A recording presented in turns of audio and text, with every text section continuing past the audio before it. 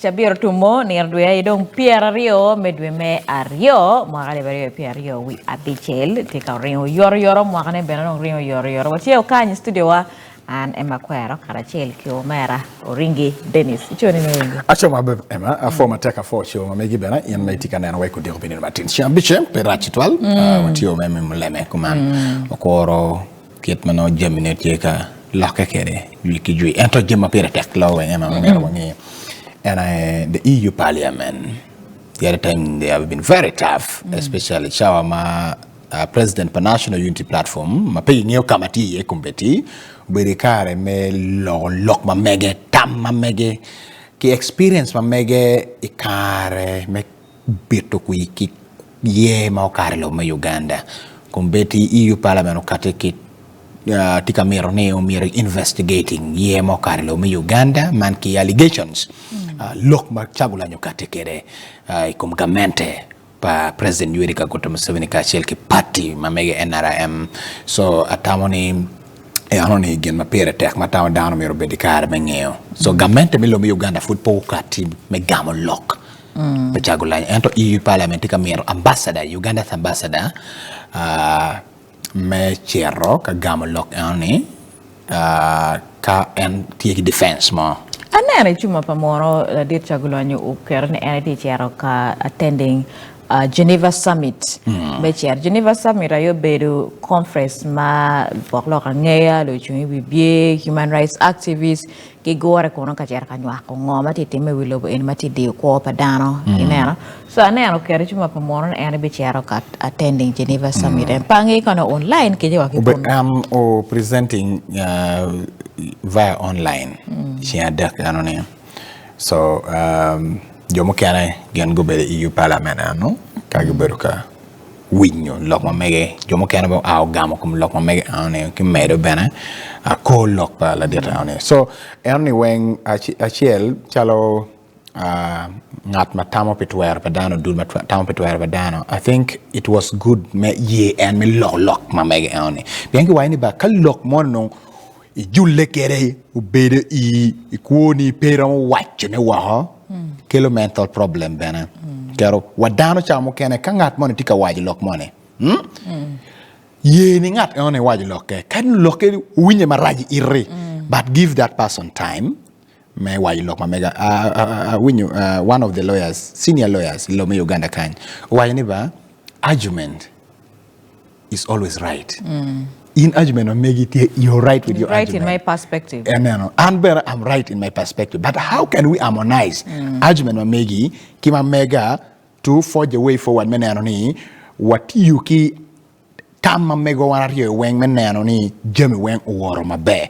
So in illustration mapegi meal space kingat money mi wacho tam megi ma entie kere nyoki niga money mo beri matie iene kero ngat ono chamo kana it goes bizarre. We chako baller style. Pian pegi tika mene space. Yeah. Karo eke gang kala tiene tika mero waji lok money mene karo waji. It do teach bena kumano. Kangat mon tika ki nega money chwinye.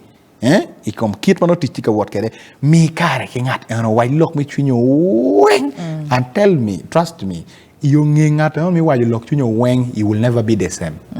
You will be different. Allah mo chako nan. Iko mamege. And only it is very important a karma watika kwero kwe me lent ene kwaresmai. Ni mi kar ki dan reconciling. People should speak so that they reconcile with themselves. Kachel ki dan mo kana bana. But if you don't give that space, amera wachi kari an bana. I know we are there kwara we are there dito. No jemi no da. I preaching okay good dito ene wabe. Ikili chumi bie ki preaching aweng. My is very good. Thank you Ringi. Anero kerbe chuma pamora na dir chakula nyile family ne kubere kurenyo gipere Uganda.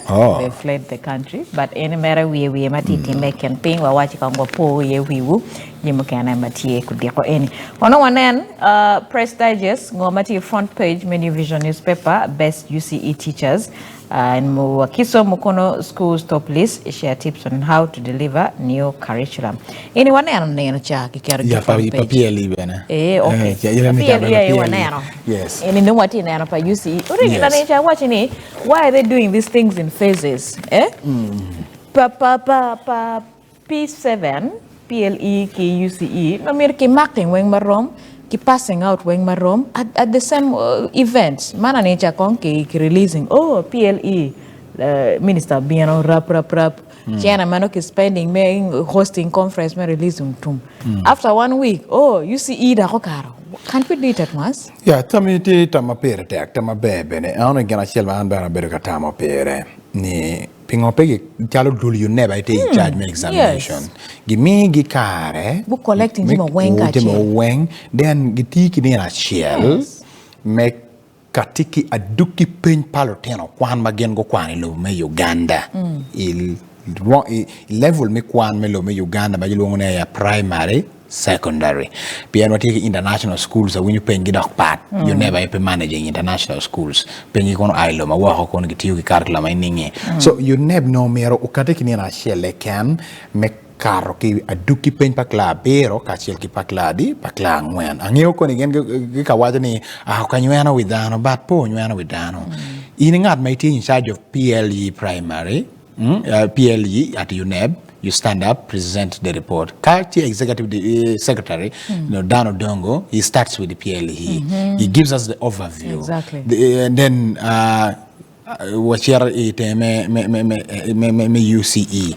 Bena gives the overview because this time everything is digitalized. Mani me share chimi kai bedikare menano aduki papen. So the ceremonial activity magimaro yubuki nakasero.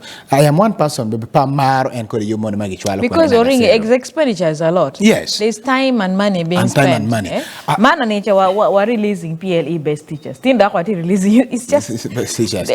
Then Ario Bena next time mero you never chakati yuki premises ma megi mekateke aduki papenya. Ma pay state house. Pay state house. Pian state house is pajipanga money. So katich pa you never wangeoniti yetung tenda yaone. Is it about space? It's about space. Then we go to Nambole. Release PLE, release UCE, or maybe UACE.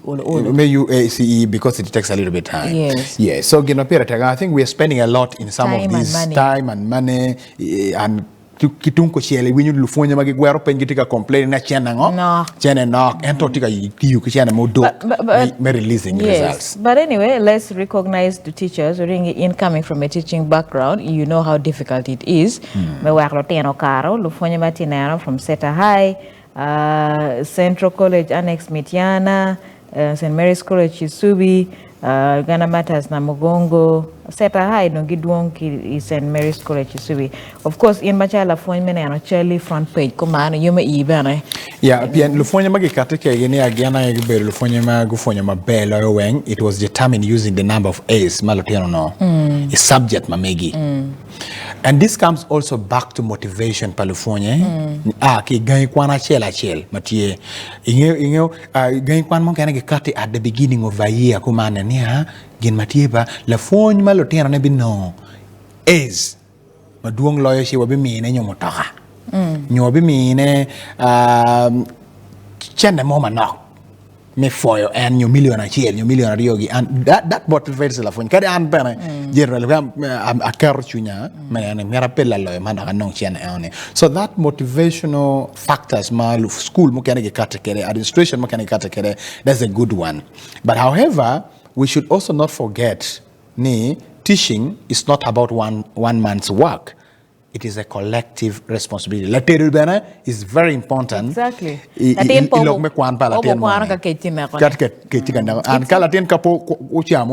It cannot even make the other teacher to be the best teacher. Actually, the other one supersedes the other. No. For the entire staff. Yeah, the entire non-teaching staff. And teaching. Metron money ko. Mo work latino near my base. Po work latino kwale me share disco giking ogene. Bena me wata ampere. When we are determining. Actually, we know Jackie Kono. Non-teaching staff. Non-teaching staff. Because those are the unsung heroes. That for sure. Cleaners. You work cleaning. You ensuring the classes to Malay. Jomu wako no kwon bay cha bier kwon chako.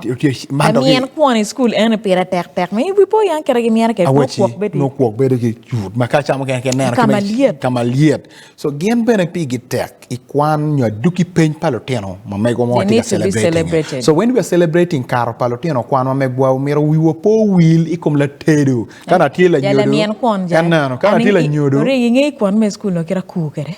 Porno keja yene ko ya. Chao keche.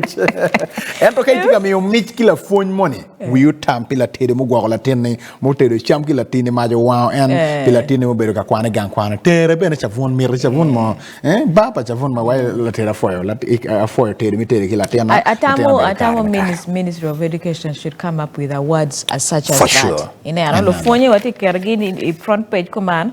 But I think non-teaching staff as chalo matrons, cooks, cleaners. But I think the most tedious teach is school we need to celebrate your chao kana ki miana dega ria yo. Ngatiga miana kon gululia beach. Anyway, wameta nyim page number yo kite new vision to resume study guides on Monday. Tikaka ene beke kera menongo studying material kaka en me yupongo. Yupo me waklo tikano ne ko kwano ringi bora ko ti wachingo bora tika wajo furi page beach ka nyorlo fonya ma ki wayo ne gen gote mabe district wakiso mukono why gana go dominating the secret behind Uganda stop UC performers and when te it kartaja bichel it kartaja bero it kartaja boro tika wachwa teamwork practicals power schools to UC glory and when loka lufonya ma giwaje again gufonya mabe ma lotiano kwan ma megyo karo penbe mabe vision group board chair pledges to boost revenues tia okany ni dana mapegi new board chair vision group we poni what vision group board members seated director Michael Nyango Sengonzi and Ayota standing left and right so so Museveni meets Lao MP NRM MPs tie kan kono beri kar mi lok matote koni ka shawane ramo yes yeah bora campaign na badek te wa Uganda Busoga hit as mental health cases surge kida wani regions apart kumbedi tuo me which tuo poya po tuo mo kama yelo dana tika eram la malo twal kitika me per region dong badong kida wa to we doing it to NIA Busoga with about 75,000 cases. Buganda 191,000 cases. Kampala 95,000 cases. Chigezi 48,000. Actually 30,000 cases of to which now Bunyoro 30,000. Kabiri madakto which we doing it Teso 17,000.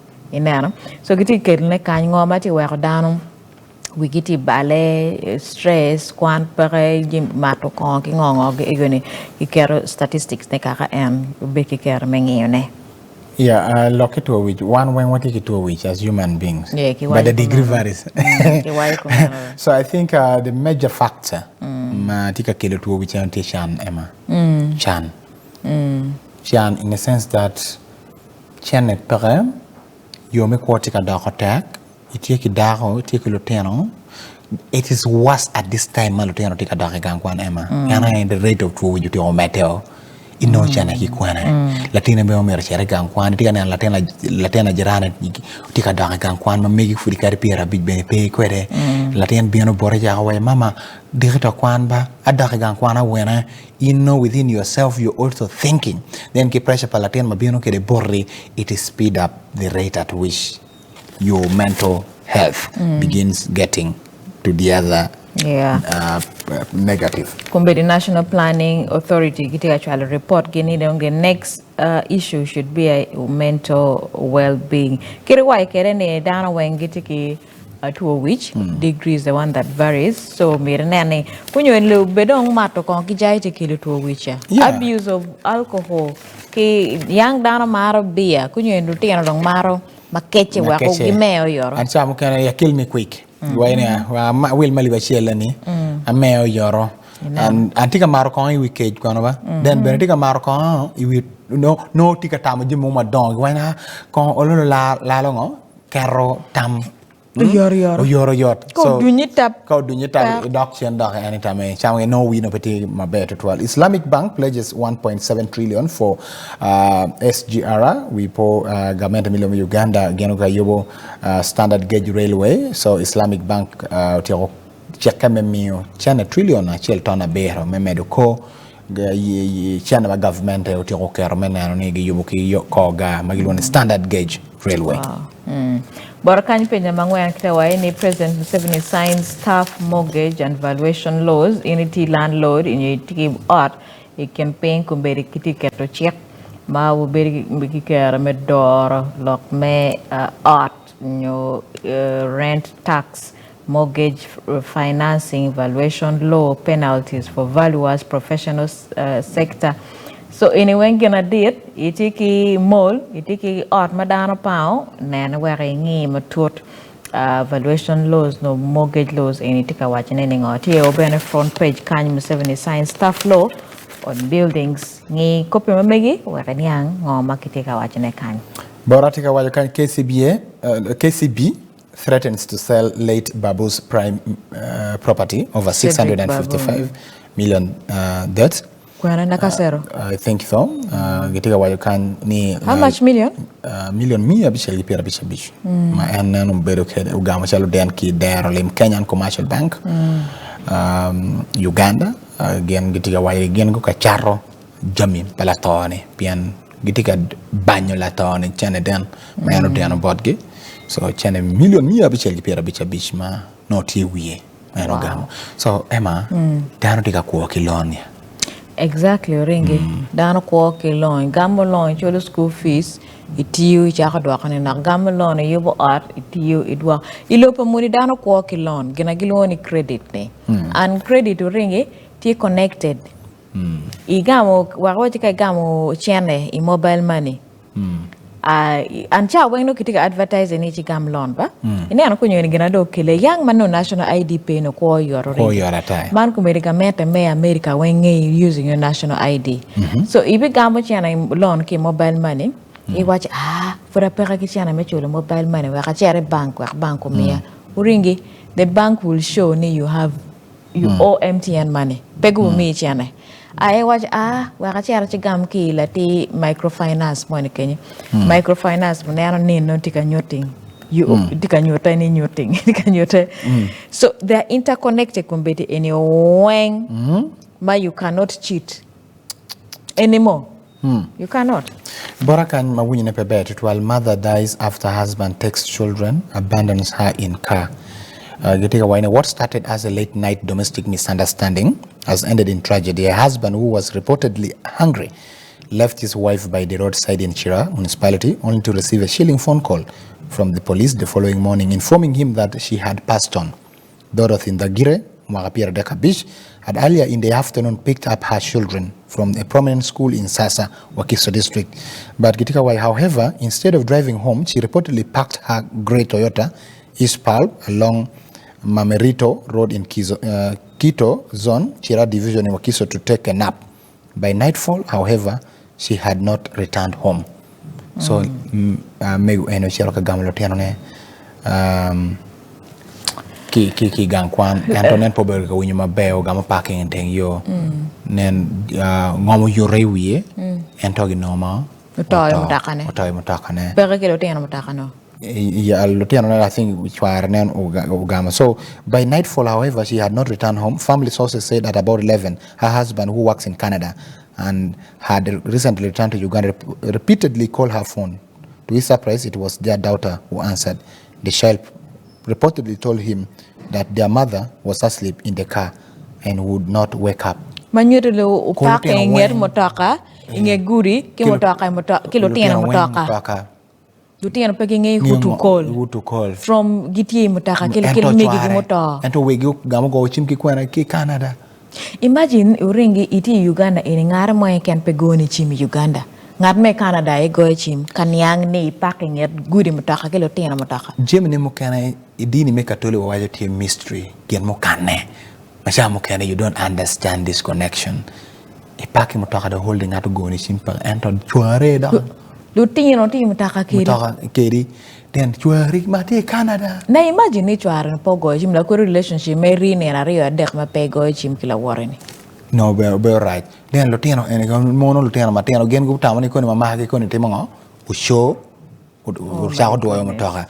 And Lutino could not even open the door Cha beach be di wo kado parking kamati risky ko dong. No. And ngini uchero kam Lutino ke gangkwan. Min Lutino has been with the high in the car the whole time. The whole time. Ma make all better kayom. So 1 2 take come down ba Emma. Ne la wa waji meeting. Wa inera dana war and dana weng tiki pero. Peki be waji iri. Yes. So we need to extend grace. Yes, chamo kano. Pero me chamo kano warum chong wa penyo fola chwe ma omi ni wa chawa me ro bedi kare me yu. Lawa wa yo kan would pa Minister Machon me ko mala me Uganda. Ma bena go no. Motoi art. So nyur ni dana tie Dana war and bakiti ke pe. Inano dano ngat mon were wana ti ature were ka kare. Ku dik wonen leng wo fonyo kanya TV enda ko nga cheng chiara ka por cha ni fonyo en ne renyo. Yurno jim mo pull no ni tiga tami ko ma megi. Yes. So wa for it was so ma winye pe be. Bora kanya so ma geke don kirme sports. KCC FC rediscover grid. Iketme you rising star Muside moves up to 85cc. Mary Motorsport, KCCA 639 billion boost to build Philip Omondi Stadium. Wenka and international sports ateta calls for reaction. Men English Premier League. Bora chika wajo advert from Makere University 76th graduation ceremony. Mwakali baregi piari wa bichel ukachaka nino piari wa ngwen chiario atika chiario mabieno. School of Law, College of Education and External Studies, College of Computing and Information Science, College of Agriculture, Cultural and Environment Sciences. She had a graduation teacher, she had graduation teacher, she had Bishop graduation teacher. So, Makere University next week will be fully packed. We spoke they extended it because of the elections in January. Yes. Graduation of Pola Karate in January. And again, Matika Talo yellow and well gone for PhD students. Meritually me abisiel for gown. Oh my goodness. Wow. And top undergraduate which will lipiara bungwen. And then I go like a gown, get one car, one in a gown, and a bed kunyu in a gown, Pambaker, Gitiki badge by university. By university. Yeah. Boraka in Penyambagirki, delegation of National Council of Sports, Gitika touring Hoima City Stadium ahead of 2031 Africa Games bid. Ringa watching Hoima City Stadium really looks beautiful, but how many stadiums are ready so far in Uganda? By the way, it's only Hoima that they're showcasing Dongba. Mukana kono. Wabedi kikara be discussing kila water money. I think papira.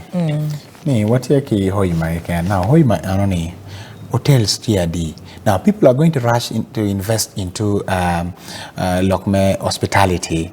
Hoima. Piania Afcon tika beno mwali wale piare wa bero ento kano Afcon tumkono ngamu kachero ka for hotel anonigi so how will the business continue after Afcon? Yes, we need to spread. Maybe regional games, but regional games are not that packed. Ugandan generally pigi mar lo kachero ka chwako team gi but the question is how many will travel to Hoima to go and watch. But what I'm saying is if we are only showcasing Hoima, mustn't we showcase Nambole, Kimone Kemano Mirki, you be laone? Akibwa is still under construction. We believe maybe by 2027, but we only remaining with only 10 months. But now within 10 months, Yupo Stadium, Betuma Tech, Mumerokon, for such games at Amoni Bena is going to be a little bit risky. Piano Mir Kong Jimon go out to Woma Bay and big rushing may you put a Bedo Stadium. We don't want stampede. May win in a stadium or to walk it down on the Canano, the Canano Dilu, Ki Ba Anoni. Now, the greater part of northern Uganda, what are we thinking about them apart from Lao? What about Gulu? Can we have stadium in all the cities? I think that would be too much. Kirewa Kiresam will be redundant. What I'm saying is at least we should have 2 or 3. Hoima Canada don't is merely 2037 beach don't Hoima ba training ground any pa Nachifuba Eniko.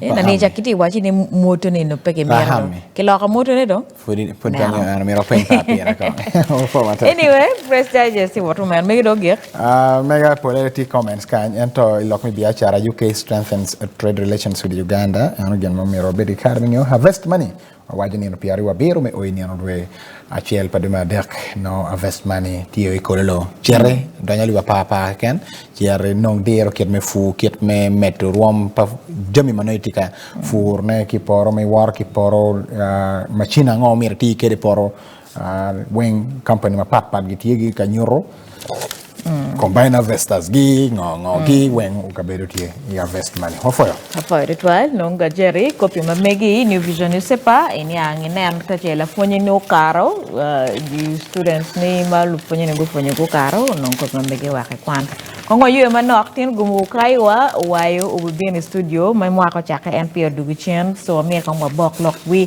gena kat mwa ko kat ni christmas to kat ni gain padan wayo bien tin wa bok lok kede kongo yu ko du